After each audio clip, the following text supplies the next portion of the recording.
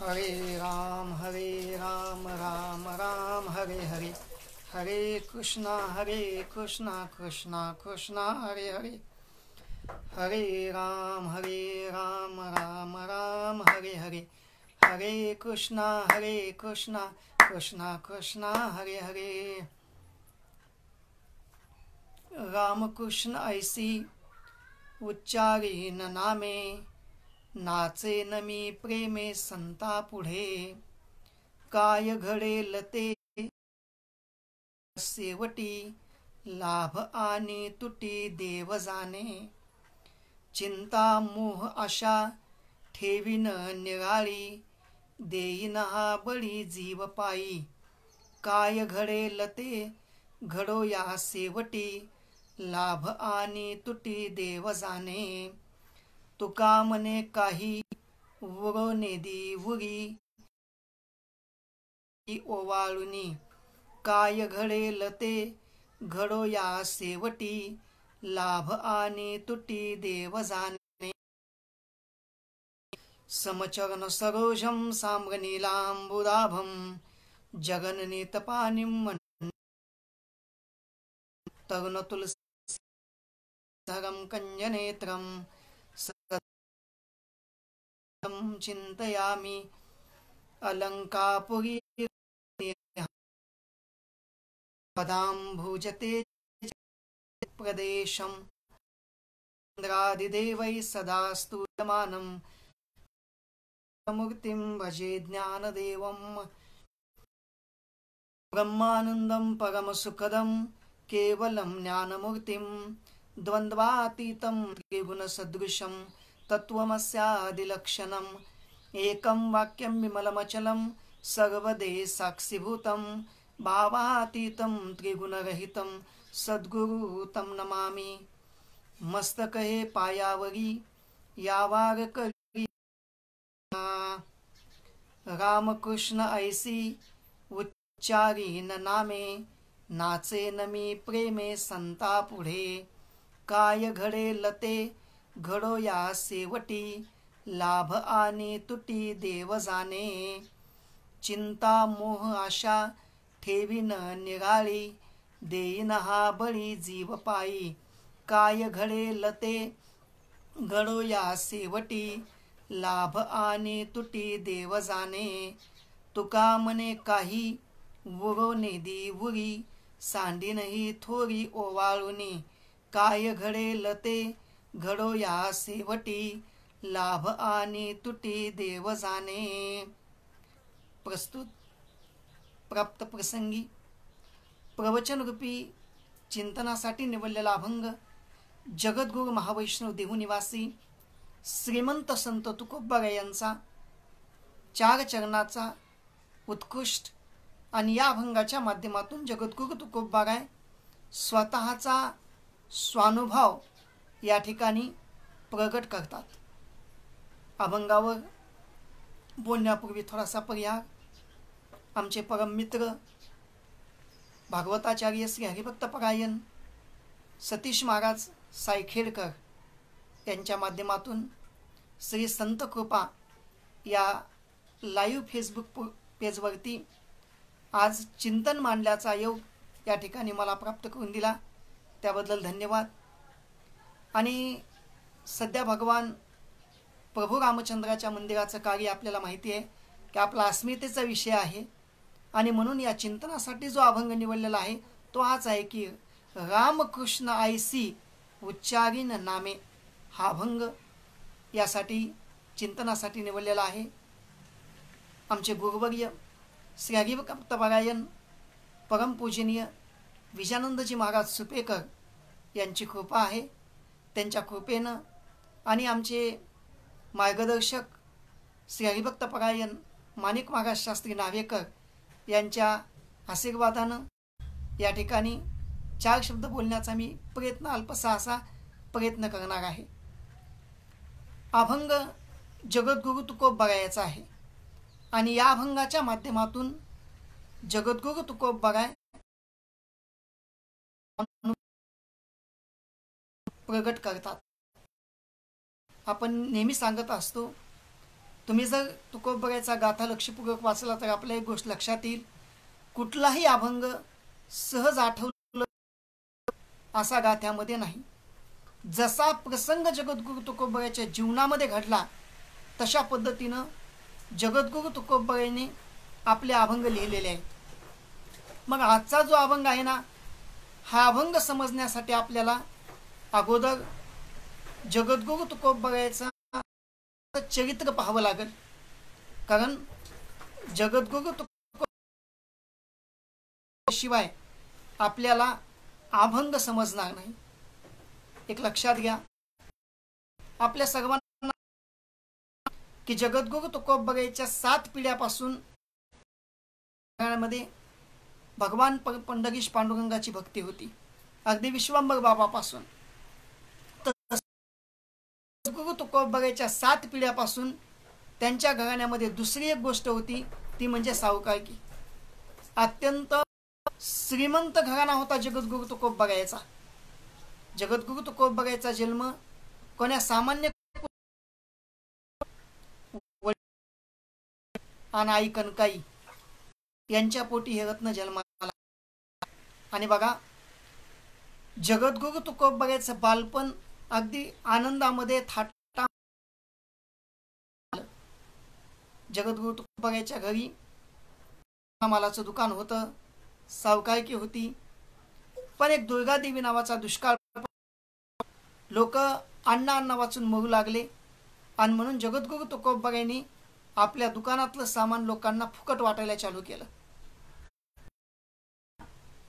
दुकान असताना जे गावातील लोक सेट म्हणत होते, पण परिस्थिती बदलली आणि जगद्गुरु तुकोबरायच्या दुकानाचा अक्षरशः दिवाळं निघालं. स्वतः तुकोबराय या गोष्टीचा उल्लेख करतात की बरे झाले देवा निघाले दिवाळे, बरे या दुष्काळे पिढा गेली, पण तरी तुकोबराय भक्ती सोडली नाही. एवढंच नाही, एक पत्नी मरण पावली. कारण दुष्काळे आटिले द्रव्य नेला मान, करता मेली, अशी ती जगद्गुरु तुकोबरायची झाली. पण तरी तुकोबराय नाराज झाली नाही. कालांतरानं दुसरं लग्न केलं. दुकान असताना पण तरी तुकोबराय नाराज नाहीत. तुकोबराय म्हणले, जन हे सुखाचे दिल्या घेतल्याचे, अंतचे नाही कोणी. साहजिकच तुकोबरायच्या अंतकरणामध्ये वैराग्य निर्माण झालं. एक अभंग आहे, प्रपंच ओसरो पायी मोह, असे जगद्गुरु तुकोबरायची प्राप्त झाली. आणि म्हणून तुकोबराय भंडारा नावाच्या डोंगरावर जाऊन बसायची. एकच छंद लागला की दिन रजनी हाची धंदा आणि गोविंदाचे पोवाडे, किंवा नेनो अनिक काही धंदा नित्य ध्यातसे गोविंदा, अशी अवस्था त्या ठिकाणी जगद्गुरु तुकोबरायच्या अंतःकरणामध्ये झाली. आणि म्हणून जगद्गुरु तुकोबरायची पहिली सासरवाडी, ज्या गावाचं नाव होतं लोहगाव, जी जगद्गुरु तुकोबरायची पत्नी दुष्काळामध्ये मरण पावली होती ना, ती होती लोहगावची. आणि त्याच लोहगावमधील एक साधक, ज्यानं नवीन परमार्थामध्ये प्रवेश केला होता. आता नवीन म्हटलं की त्याच्या मनामध्ये अनेक शंका होत्या. मग त्याच्या अंतःकरणामध्ये असं आलं की परमार्थाबद्दलच्या आपल्या जे शंका आहेत, आपले जे प्रश्न आहेत, हे आपण आपल्या अंतःकरणातल्या शंका तुकोबरायांना जाऊन विचाराव्यात. आणि म्हणून तो साधक देहूगावी आला. घरी चौकशी केली असताना समजलं की तुकोबराय त्या जवळच्या गावावर आहेत. हा साधक त्या भंडारा नावाच्या डोंगरावर गेला. पाहिलं तर एका दगडी शिळेवर तुकोबराय मांडी घालून आपलं भगवंताच्या ध्यानामध्ये निमग्न होते. हा साधक समोर बसला. थोड्या वेळानं तुकोबराय सावध झाले, डोळे उघडले, समोर या साधकाला पाहिलं. आणि तुकोबरायने आत्मीयतेनं चौकशी केली, बाबा कोण तू, कुठून आलास, काय काम आहे? त्या साधकानं हात जोडल्याने सांगितलं, महाराज मी लोहगावचा आहे. मग मी नवीन परमार्थामध्ये या ठिकाणी प्रवेश केलेला आहे, पण परमार्थाबद्दलच्या माझ्या मनामध्ये अनेक शंका आहेत. या शंका तुम्हाला विचाराव्या या हेतूने मी तुमच्याकडे आलेलो आहे. तुकोबांनी त्या साधकाला सांगितलं, हे बघ, परमार्थाबद्दल आमच्या आयुष्यामध्ये परमार्थाशिवाय बाकीच्या गोष्टी कारण बोलणेच नाही न काही, भगवंताशिवाय दुसरं काही बोलायचं नाही ना तुझ्या निसंशयपणे. त्या साधकानं हात जोडले आणि साधकानं तो साधक म्हणतो, महाराज हे कलियुग आहे आणि कलियुगामध्ये माणसाचं जी वृत्ती आहे ना ही पुण्यापेक्षा पापाकडे जास्त आहे. कारण कलियुगामध्ये पुण्यापेक्षा पापाचा वेग हा अधिक आहे. मग महाराज आता कलियुग सगळं पापाचं मूळ आहे. आता या कलियुगामध्ये उद्धार, कलियुगामध्ये असं कोणतं साधन आहे का की ज्यामुळं जन्मलेल्या जीवाचा उद्धार या ठिकाणी व्हावा? तुकोबांनी सांगितलं, बाबा कलियुगामध्ये आपल्याला आपल्या उद्धाराची या ठिकाणी आपला उद्धाराची तळमळ असेल तर उद्धारासाठी कलियुग साधन आहे म्हणले ते म्हणजे भगवंताचं नामचिंतन. कारण सकळासी येथे आणि उद्धार हरीच्या नामे. कलियुगामध्ये जीवाचा उद्धार होण्याचं साधन केवळ भगवंताचं नामचिंतन आहे. साधकाला आनंद झाला आणि साधकाने विचारलं, महाराज तुम्ही सांगितलं म्हणले की कलियुगामध्ये जीवाचा उद्धार होतो तो भगवंताच्या नामचिंतनानं होतो. मला समजलं महाराज, पण माझी खरी शंका तर पुढं आहे. तुकोबा म्हणले, बाबा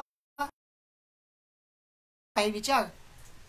त्या साधकानं सांगितलं, महाराज आत्ताच तुम्ही सांगितलं की कलियुगामध्ये जीवाचा उद्धार त्या नामचिंतनानं होतो, पण महाराज कलियुगामध्ये भगवंताची नावं काही एक अनंत म्हणती माझी या स्वामी. ते अनंत नाव आहेत भगवंताची. नाम नावाच्या स्तोत्रामध्ये 1008 नावात. मग कोणत्या भगवंताचं नामचिंतन करावं? बाबा म्हणले, पडतो नामातच इतकं सामर्थ्य आहे, जाण्याची ताकद केवळ भगवंताच्या नामात आहे. पण तुकोबाच्या अशा बोलण्यामुळं त्या साधकाचं काही समाधान झालं नाही. मग त्या साधकानं तुकोबाला थोडासा उलट प्रश्न विचारला. त्या साधकानं तुकोबाला विचारलं, महाराज तुमचं जे आयुष्य आहे आता तुम्ही केवळ भगवंताच्या नामचिंतनामध्येच खर्च करणार आहात ना? तुकोबा म्हणले, हो आमचं ठरलंय म्हणले. भगवंताचं रात्रंदिवस केवळ नामचिंतनच कायच. मग त्या साधकानं तुकोबाला असं विचारलं, महाराज तुमच्या आयुष्यामध्ये कोणत्या देवाचं नामचिंतन कराल? तुम्ही कोणत्या देवाचं नाम घ्याल किंवा कोणत्या देवाच्या नामाचा उच्चार कराल हे आम्हाला सांगा. तेव्हा त्या प्रश्न ऐकून त्याची परमार्थाबद्दलची जिज्ञासा ऐकून तुकोबांनी त्याला उत्तर दिलेलं आहे. तोच हा आजचा अभंग आहे. त्या साधकानं वेगवेगळे प्रश्न विचारलेले आहेत आणि तुकोबा त्या महाराज तुमच्या आयुष्यामध्ये तुम्ही कोणत्या भगवंताचं नामचिंतन घ्याल?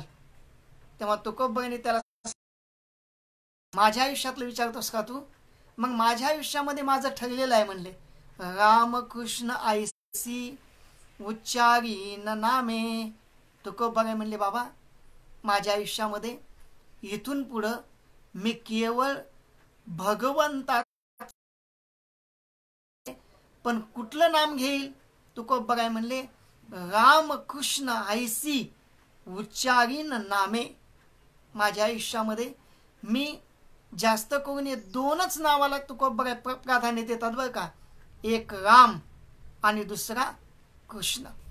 मग आता आपण एकाच आपल्याला चिंतन करायचंय बरं का. पहिला शब्द रामच का वापरला? भगवंताची जर 1000 तुकोबा दुसरं का म्हटले नाहीत? तुकोबा असं का म्हटले नसते, कच्छ मच्छ ऐसी उच्चारीन नामे किंवा नरसिंह वामन ऐसी उच्चारीन नामे असं न म्हणता जगद्गुरु तुकोबांनी रामकृष्ण ऐसी उच्चारीन नामे हेच का म्हटले? जगद्गुरु तुकोबांनी दोन नावच का निवडले याचं चिंतन आपल्याला आज करायचं आहे. बघा, जगद्गुरु तुकोबांनी पहिला शब्द वापरला राम. आता एक लक्षात घ्या, राम म्हणजे तसं तर राम शब्दाचे अर्थ अनेक आहेत. शास्त्रकार सांगतायत राम म्हटलं उघडलं की आपल्या अंतःकरणात कळत न कळत जी काही पाप घडली असतील ना, हे जेव्हा राम म्हणून आपलं सगळी पाप बाहेर जातात. परंतु बहिर कहा, ज्या अंतःकरणातलं जे पाप आहे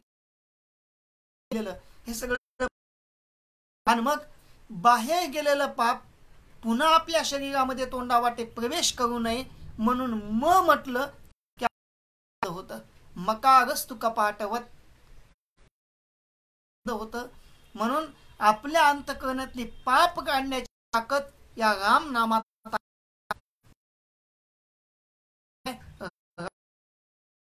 दुसऱ्या पद्धतीने सांगतो बघा, राम नामामध्ये काय ताकद आहे किंवा राम नामाचं किती सामर्थ्य आहे.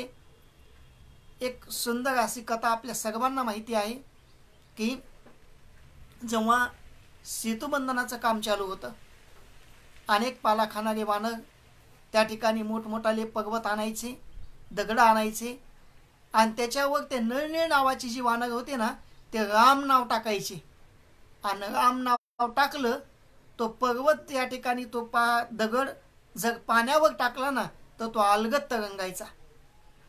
भगवान रामानं पाहिलं आणि भगवान रामाने विचार केला, हे पाला खाणारे वानर दगड टाकतात, मी तर प्रत्यक्षात राम आहे, मग मी टाकलेला दगड का तरणार नाही असा विचार भगवान रामांनी केला. आणि मग एक दिवस संध्याकाळच्या वेळेला भगवान राम सगळे वानर झोपू दिले आणि एकटेच त्या सेतूजवळ आले.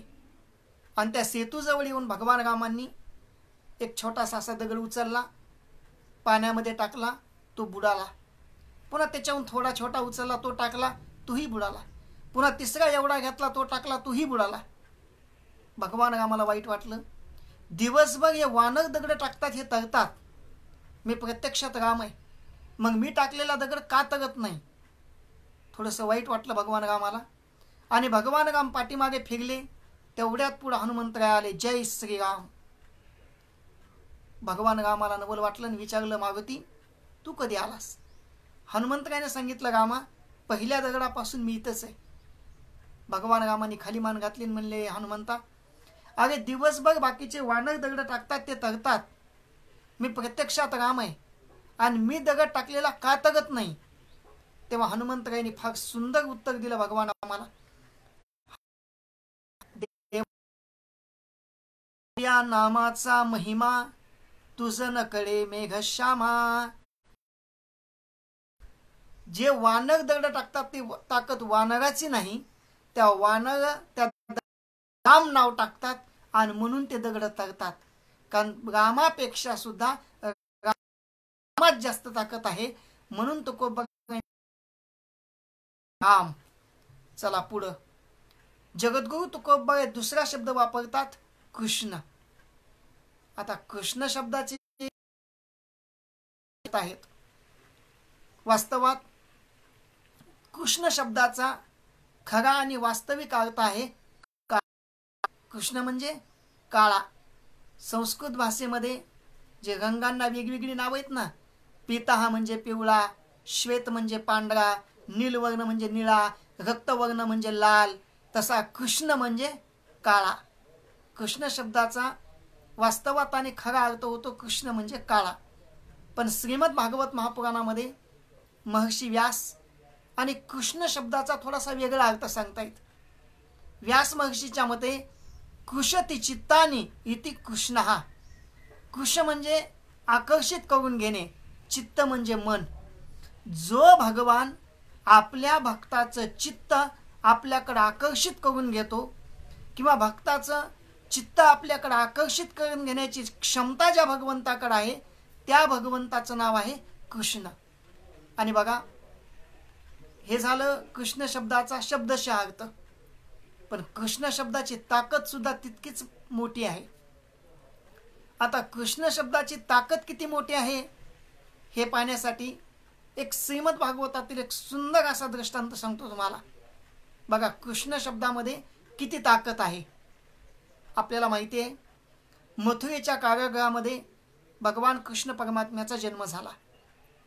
जन्म झाल्याच्या नंतर वसुदेवांनी त्या लहानशा बाळाला गोकुळामध्ये नेऊन सोडलं.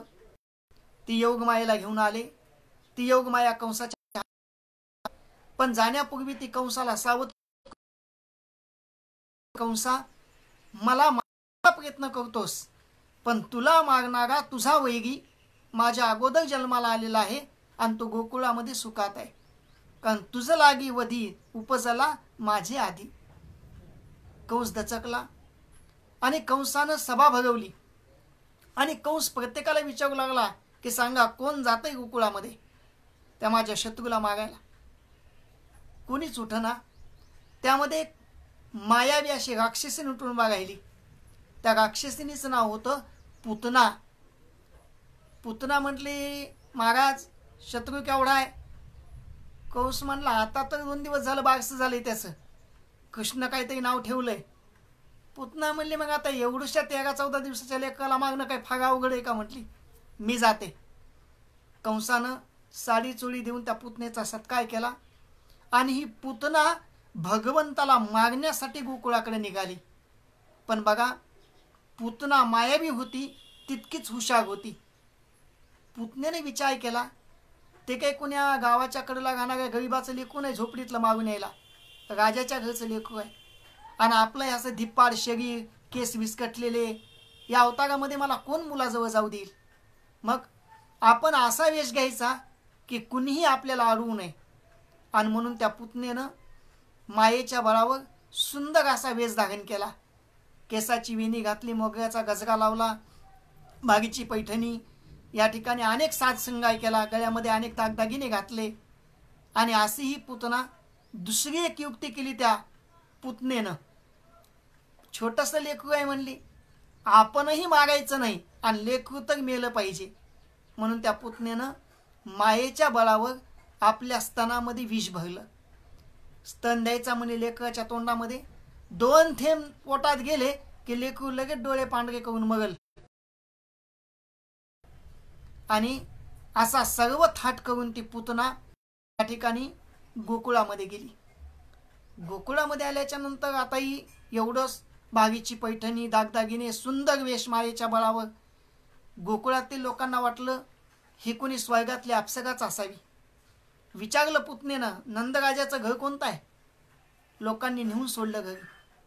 एवढंच नाही, बाकीचे गोकुळातील लोक भुलले यात नवल नाही, देवाची आई यशोदा सुद्धा त्या रूपाला भुलली.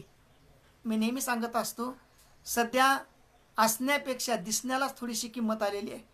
कारण बघा, गोकुळातील लोक काही येडे नव्हते. अनेक प्रमाण आहेत. गोकुळीच्या लोका झाले ब्रह्मज्ञान. ज्या गोकुळातील लोकांना ब्रह्मज्ञान प्राप्त झालं होतं ते गोकुळातील लोक भुलले त्या पुतनेच्या रूपाला. एवढंच नाही, यशोदा माता सुद्धा भुलली. यशोदा मातेला वाटलं एवढी बागीची साडी, अंगावर दागदागिने, ही कुणीतरी स्वर्गातली अप्सराच असावी. बसायला टाकलं पुतनेला. पुतना बसलीने विचारलं, बाई मुलगा झालाय म्हणे तुम्हाला? यशोदा माता म्हणली, हो माय, बरीच वर्ष झाली होती म्हणली लग्नाला, मुलबाळ नव्हतं. भगवंतानं आमचं गाणं ऐकलं आणि मुलगा झाला. फार सुंदर आहे म्हणे तुमचा मुलगा. आता बघा, घरी आलेल्या माणसानं जर आपल्या लेकराचं कौतुक केलं ना तर आईला त्याचा आनंद होतो. कारण बघा, लेकराची कोणती छोटी छोटी गोष्ट असू द्या, त्याचा आनंद फक्त आईलाच असतो. ज्ञानोबा ज्ञानेश्वरीमध्ये फार गोड ओवी लिहितात. बालका लेव विजे लेणे तया शृंगारा बालकू काय जाणे, ते योग सुखाचे सोहळे भोगणे माऊली दिठी. आईच आपल्या लेकराला आंघोळ घालते, गणपावडं करते, छान कपडे घालते आणि आईच त्याच्याकडे बघून ते वाय काय छान दिसतो माझा वाघ, म्हणजे आईला आनंद वाटतो. आता इथं तर स्वतः भगवान आहेत. यशोदा मातेला आनंद झाला. यशोदा पुतण्यानं सांगितलं, माई ज्या लेकराचं एवढं कौतुक ऐकून मी आले ते लेकरू तरी बघू द्या. यशोदा मातेनं सांगितलं, बाई आताच लेकराला आंघोळ घातलेली आहे आणि आंघोळ करून लहान लेकरं झोपतात. इकडं भगवंतांनी पाळण्यामध्ये डोळे उघडले. भगवान म्हणले, मी झोपण्यासाठी थोडाच अवतार घेतलाय, अशा दुष्टांना कायमचं निगदाळण्यासाठी माझा अवतार आहे. भगवंत त्या ठिकाणी उठले आणि यशोदा मातेनं उचलून घेतलं भगवंताला पाळण्यातून, दिलं पुतणेच्या मांडीवर. इकडं जवळपास कोणी नाही. आता सांभाळायला आली होती का? मागण्या विषानं भरलेला आपला स्तन काढला आणि त्याला 2 थेंब पिले की लेकरू मगला असं तिला वाटलं. भगवंताने विष पिलं, काही झालं नाही. दूध पिलं आणि भगवान त्या पुतणेचं रक्त पिऊ लागले. वेदना होऊ लागल्या पुतणेला.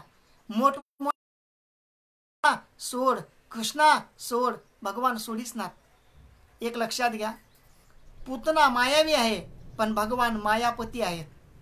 कुणाजवळही माया चालल पण भगवंताजवळ कुणाचीच आणि कोणतीच माया चालत नाही.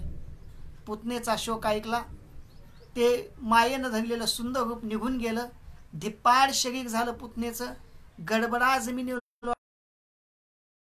तोंडातच आणि मोठमोठ्यानं ओरडू लागली, कृष्णा सोड कृष्णा सोड. भगवान सोडच नात. शेवटी पुतनेला वेदना असह्य झाल्या आणि पुतना जागेवर गतप्राण झाली. एक लक्षात घ्या, मी तुम्हाला कृष्ण शब्दाची ताकद सांगायला लागलो. जी पुतना भगवंताला मागण्यासाठी गोकुळामध्ये आली होती, त्या पुतनेच्या मुखात फक्त मरताना भगवंताचं नाव आलं होतं. म्हटली होती ना, कृष्णा सोड. आणि कृष्ण शब्दाची ताकद आहे बघा. भगवंतांनी त्या पुतनेला सुद्धा मोक्ष द्यावा लागला. याच्यासाठी ज्ञानोबा ज्ञानेश्वरीमध्ये फार सुंदर ओवी लिहितात. तुझे औदार्य जाणो स्वतंत्र, देता न मनसे पात्रा पात्र, की कैवल्यायसे पवित्र, वैर्याही दिदले. तुवा सनकादिकाचे निमाने, सायुज्य सौरसू केला पुतने, जी विषाची स्तनपाने मारू आली. जी पुतना स्तनामध्ये विष भरून भगवंताला मागण्यासाठी आली होती, भगवंतांनी त्या पुतनेला सुद्धा सायुज्यता नावाचा मोक्ष दिला. ही ताकद आहे कृष्ण शब्दाची. आणि म्हणून तो बघा, जाणीवपूर्वक शब्द वापरतात दुसरा की कृष्ण. 2 शब्द वापरले बघा तुकोबाने. कोणते? पहिला राम आणि दुसरा कृष्ण. म्हणून तुकोबाई म्हणतात राम कृष्ण ऐसी. अजून सांगतो तुम्हाला, ऐका. आता बाकीची भगवंताचीच नाव आहेत, पण बघा जेवढे सुंदर नाव फक्त राम आणि कृष्ण वाटतात तेवढे बाकीचे वाटत नाहीत. ज्ञानोबा स्वतः सांगतात ना, रामकृष्ण नामे ही दोन्ही साजिरी आणि हृदय मंदिरी स्मराकारे. माऊली म्हणतायत शोभून दिसणारी फक्त ही 2च नाव आहेत. म्हणून तुकोबायांनी बाकीच्या नावापेक्षा या 2च नावाचा उल्लेख केलेला आहे. एक अजून तिसरं कारण सांगतो तुम्हाला यातलं. तुकोबा ही 2च नावं का म्हटले? जगद्गुरु तुकोबांना त्यांच्या गुरूंनी सुद्धा एक मंत्र दिला होता बरं का. तुकोबाला गुरुची अपेक्षा होती ना, की कारण कुणीतरी माझ्या आयुष्यामध्ये मला गुरु भेटावा, आणि त्यांचं ती इच्छा पूर्ण झाली. त्यांना गुरु भेटले. त्या गुरूंनी आपलं नाव सांगितलं बाबाजी, आणि त्या बाबाजी नावाच्या गुरूंनी तुकोबाला सुद्धा हाच मंत्र दिला होता. कोणता? बाबाजी आपुले सांगितले नाम, आणि मंत्र दिला राम कृष्ण हरी. त्यापैकी हे 2 नाव आहेत, राम आणि कृष्ण. ज्या गुरुनं दिलेल्या मंत्रामध्ये सुद्धा ही नावं होती, ही नावं आहेत, आणि म्हणून तुकोबा बाकीच्या नावाचा उल्लेख न करता या दोनच नावाचा उल्लेख करतात. रामकृष्ण आयसी. जगद्गुरु तुकोबा काय म्हणले की माझ्या आयुष्यामध्ये मी भगवंताचं नामचिंतन करीन आणि बाकी भगवंताची नामं आहेत, मान्य आहेत, पण राम आणि कृष्ण ही दोन नावं सर्वांमध्ये सुंदर आहेत, त्या ठिकाणी सोपे आहेत आणि फल तुकोबा म्हणतात की रामकृष्ण ऐसी उच्चारीन नामे. आणि फक्त उच्चारीन नाही तर तुकोबांनी पुढे शब्द वापरले, नमी प्रेमे पुढे. जगद्गुरु तुकोबा सांगतात की मी नाचेन. आता जीवनामध्ये तुम्ही आम्ही नाचत नाहीत असं नाही, जिथं नाचत नाही आणि जिथं नाही नाचायला पाहिजे तिथं नाचल्याशिवाय राहत नाहीत. कारण बघा आता यावर्षी लग्न सगळ्यामुळं त्या ठिकाणी लॉकडाऊनमुळे थोडीशी लग्न सगळ्या कमी झाली, नाही तर आम्हाला अनुभव आहे. लग्न असतं आम्ही इकडं म्हणतो चला नवरदेव, तरी नवरदेव लवकर येत नाही. काय या वाटत नसेल का? फक्त हे पुढी सोकवणे सुधरू देत नाहीत. शेवंती चढून नवरदेव घोड्यावर बसला, त्या विवाह मंडपाकडे यायचा असला की भर उन्हा असते, मेचं दुपार, यांच्या पायात काही नसू द्या, एवढे रुमाला घेते तर उगत त्या घोड्या पुढे धतन चिकडन. तुकोबा असं का म्हटले नसतील हो मग, नाचेन मी प्रेमे नवरदेवा पुढे. तिथं नाही. जीवनात माणसानं आयुष्य नाचावं, पण कुठं नाचावं हे महत्वाचं आहे. एक तर देवाच्या समोर नाचा किंवा रामकृष्ण हरीच्या ज्ञानबा तुकारामच्या जयघोषात नाचा, विठोबा नाचा, पाऊल खेळताना नाचा, दिंडीत नाचा. तसं तुकोबा काय म्हटले किंवा नाचू कीर्तनाचे रंगी. जगद्गुरु तुकोबा काय म्हणले माझ्या आयुष्यात मी नाचेन, पण कुठं कुणापुढे नाही. म्हणून आवर्जून तुकोबाने शब्द वापरला, नाचेन मी पुढे. एकतर मी किंवा संतांचे चरित्र गात असताना त्या ठिकाणी भगवंताच्या समोर नाचन, कारण कीर्तनामध्ये भगवंत नाचले. म्हणून तुकोबाने शब्द वापरला, नाचेन मी प्रेमे संता पुढे. विचारणाऱ्या साधकाच्या मनामध्ये दुसरी शंका आली आणि त्या साधकानं हात जोडले. तुकोबाला सांगितलं, सांगता हे मला की राम आणि कृष्ण या दोन नामाचा उच्चार कराल, संतांच्या समोर नाचाल, पण महाराज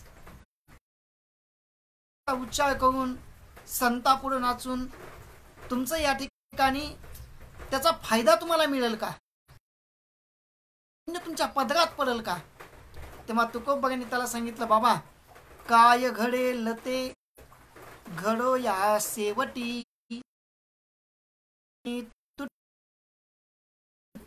तुकोबा काय म्हणले, बाबा जीवन जगत हातात आहे, त्या कर्मात मिळेल का वाईट मिळेल, का पापरूप फळ मिळेल हे आपल्या हातात नाही, हे भगवंताच्या हातात आहे आणि तो भगवान देणार आहे. मग कर्म करायचंय बरं का, फळाची अपेक्षा आपण आता करायची नाही. कारण काय भगवंत काय घडेल ते घडो या शेवटी, तुटी देव जाणे लाभ. मग आता त्या कर्मामुळे का तुटी म्हणजे काही घाटा होईल हे देव जाणे, हा हिसेब देवाच्या हातात आहे आणि तो ठरवेल त्या पद्धतीनं आपल्याला ती मिळणार आहे.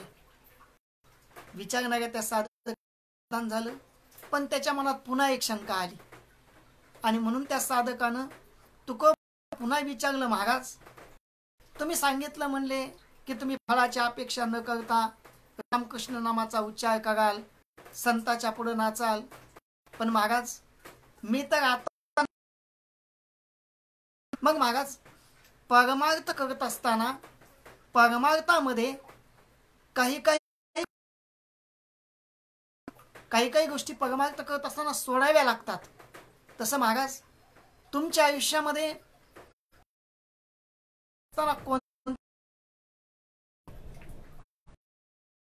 त्याला सांगितलं, बाबा हे बघ, आयुष्यामध्ये मी माझ्या आयुष्यात परमार्थ करत असताना 3 गोष्टी सोडल्यात म्हणले. तसं तर षडविकार तो पाहणार आहोत. या अभंगाच्या 3ऱ्या चरणामध्ये प्रामुख्याने 3 जगद्गुरु तुकोबा म्हणतात, हे बघ, परमार्थ करत असताना मी माझ्या आयुष्यामध्ये ह्या 3 गोष्टी सोडून दिल्यात. कोणत्या?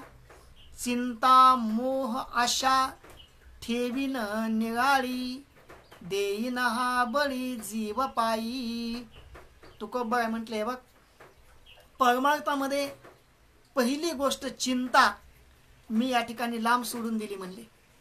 आता एक लक्षात घ्या, ज्या अर्थी तुकोबा आता म्हणतात की मी चिंता सोडली, याचा अर्थ सरळ आहे की अगोदर तुकोबराजवळ चिंता होती. कारण जी गोष्ट आपल्याजवळ नाही ते आपण सोडायचा प्रश्नच नाही. म्हणजे तुकोबा ज्या अर्थी म्हणतात की मी आता सोडली, म्हणजे अगोदर जवळ होती. त्यांचेच प्रमाण आहेत बघा. पुसावेसी जे जे भेटे तयासी, देव कृपा करील मज, काय लाज राखील. तुका म्हणे चिंता वाटे, कोण भेटे सांगे सा. कारण अगोदर तुकोबराच्या अंतःकरणामध्ये जवळ चिंता होती. पण जेव्हा बाबाजी नावाचे सद्गुरू भेटले ना, तेव्हा तुकोबराची चिंता निघून गेली बरं का. कारण उजळले भाग्य आता, अवघी चिंता वारली. म्हणजे अगोदर चिंता होती, ती चिंता आता निघून गेली. म्हणून तुकोबा म्हणतात की माझ्या परमार्थाच्या आयुष्यामध्ये मी पहिली गोष्ट चिंता सोडली. एक लक्षात घ्या, चिंता आणि चिता या 2 गोष्टीमध्ये जास्त काही फरक नाही बरं का. चिंता चिता समाख्यातो, चिता समानच आहेत, फक्त एक अनुस्वाराचा फरक आहे. अनुस्वार दिला की चिंता होते. पण एक लक्षात घ्या, चिता चांगली एकदा, पण चितेपेक्षा सुद्धा चिंता वाईट आहे. चिता मेलेल्याच माणसाला जाळते, चिंता माणसाला जाळते. चिता माणसाला एकदाच जाळते, पण चिंता क्षणाक्षणाला त्या माणसाला जाळीत राहते. म्हणून तुकोबा म्हणतात की परमार्थामध्ये चिंतेचं काम नाही. म्हणून परमार्थामध्ये मी पहिली गोष्ट सोडली ती म्हणजे चिंता. चला पुढं. दुसरी गोष्ट तुकोबा सांगतात मोह. बघा, एखाद्या गोष्टीचा मोह माणसाला किती या ठिकाणी घातक ठरतो हे सुद्धा महत्वाचं आहे. कारण मोह आला की साहजिकच पाप येत असतं बरं का, लक्षात घ्या. कारण पापाचा बाप जर कोण असेल तर तो या ठिकाणी मोह किंवा लोभच आहे. मग या ठिकाणी मोह हा सुद्धा सोडून दिला. मोह धरायचा नाही. माणसानं थोडीशी वाट बघावी लागते बरं का कोण्या गोष्टीची. एक सुंदर असा मध्ये एक 2 मजली बिल्डिंग होती आणि एक माणूस बसला होता. त्याच्याजवळ एक पक्षी बसला होता. एका क्षणात तो पक्षी तिथून उडाला आणि पाठीमागच या ठिकाणी आंबाई होती. त्या आंब्याच्या झाडावर जाऊन तो पक्षी आंबा खाऊ लागला. आताच पक्षी इथं होता म्हणला. किती लवकर म्हणला, इथून एका क्षणात तो झाडावर गेला. मग आपल्याला जर असं पक्षासारखं उडता आलं तर म्हणला किती मी फळ गोळा करील ना म्हणला, सगळ्या झाडावरचे फिरून. मग त्याने विचार केला, म्हणला पक्षी साह्यानं उडाला. साहजिकच म्हणला पंखाच्या साह्यानं. 2 सुपा आणले, तार आणला, असे 2 आपल्या पोटाला 2 मजली बिल्डिंगीच्या वर त्या कटड्यावर चढला आणि तिथून त्यानं पलीकडे उडी मारली. कशासाठी? झाडावर जाण्यासाठी. झाडावर टंगड मोडून खाली पडला. पडल्याच्या नंतर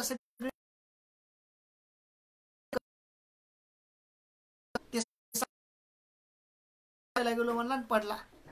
तेवढ्यात रस्त्याने एक दिंडी जाऊ लागली. त्या दिंडीमध्ये कोण होते? ते हे निवृत्तीनाथ, ज्ञान मुक्ताबाई ज्ञान दीप्ती कळा.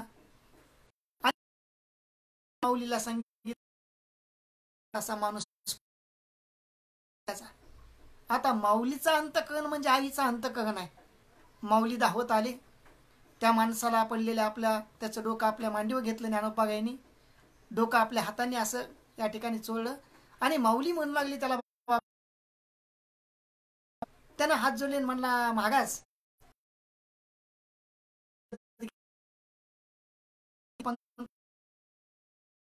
आणि तसा उडण्याचा प्रयत्न केला. म्हणला दोन वय आहेत. माऊली त्याला म्हणले, बाबा उपलवन सरिसा पक्षी फळ सांग नगू के वितैसा पावे वेगी.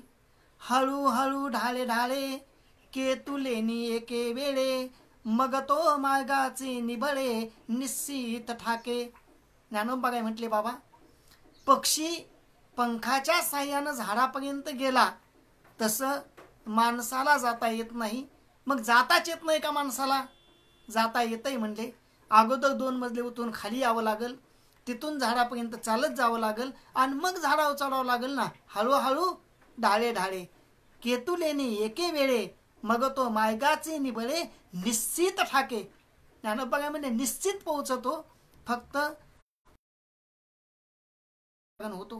म्हणून तुकोबा काय म्हणले की माझ्या आयुष्यामध्ये मी दुसरी गोष्ट सोडली, तो म्हणजे मोह. चला पुढे, चिंता मोह. तिसरी गोष्ट तुकोबा काय सांगतात की परमार्थ करत असताना मी सोडली, ती म्हणजे आशा. लक्षात घ्या, हा शब्द म्हणायला फार सोपा वाटतो. 2च अक्षरी शब्द आहे, आ आणि शा.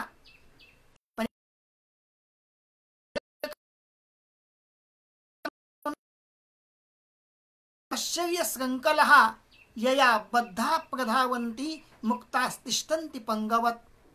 शास्त्रकार बोलतात, आशा कशी आहे बघा.